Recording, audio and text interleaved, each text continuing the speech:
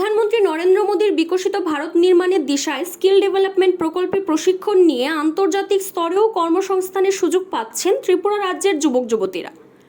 Tripura medical college থেকে BSc nursing কোর্সে পাশ করার পর এই প্রকল্পের আওতায় দিল্লিতে 9 মাসের একটি প্রশিক্ষণ নিয়ে জাপানের নার্সিংয়ে কাজ করার জন্য ইতিমধ্যেই নিযুক্তি পেয়েছে 3 জন।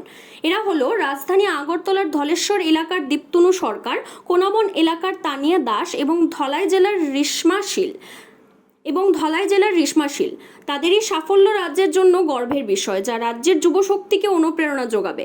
এই 3 জন বুধবার রাজধানী আগরতলার শ্যামাপ্রসাদ মার্গ এলাকার মুখ্যমন্ত্রী সরকারি বাসভবনে গিয়ে মুখ্যমন্ত্রীর সঙ্গে সৌজন্য সাক্ষাৎ করেন এবং তাদের অনুভূতি মুখ্যমন্ত্রীর সঙ্গে শেয়ার করেন।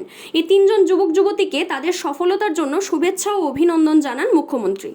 এ বিষয়ে রাজ্যের skill development director Sanjay Chakraborty জানান, আগামী দিনের রাজ্য থেকে আরও যুবক যুবতী এভাবে ভিন্ন দেশে গিয়ে নিজেদের কাজের দক্ষতা প্রমাণিত করবে। আরও বেশ কয়েকজন এই মুহূর্তে বিদেশের নানা বিষয়ে প্রশিক্ষণ নিচ্ছে। সব মিলিয়ে বলা যায়, রাজ্য সরকার এক ত্রিপুরা শ্রেষ্ঠ ত্রিপুরা গড়ার যে ডাক দিয়েছে, এই লক্ষ্যে এখন এগিয়ে চলছে। এটাই ভালো লাগছে, কারণ স্যার আছেন বলেই আমরা এত বড় সুযোগটা আমরা কাজে লাগাতে পেরেছি।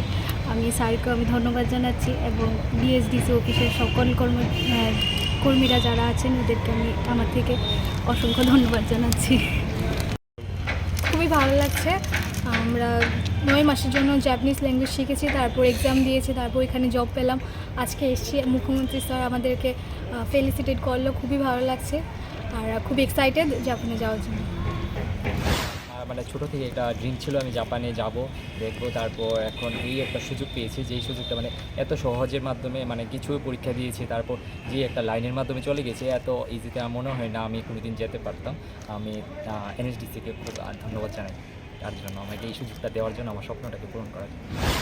হ্যাঁ, এখানে মানে গত 29শে নভেম্বর 2022-এ এখানে যে 3 জন আছে ওরা ওই দিল্লিতে NSDCI এর উদ্যোগে যে জাপানি ভাষা শিক্ষা ওটার ট্রেনিংয়ের সূচনা হয়েছিল এবং ইতিমধ্যে ওরা ট্রেনিং নিয়েছে, পাশ করেছে এবং জাপানে ওরা কর্মসংস্থানে নার্সিং কেয়ারে ওরা কর্মসংস্থানের সুযোগ পেয়েছে।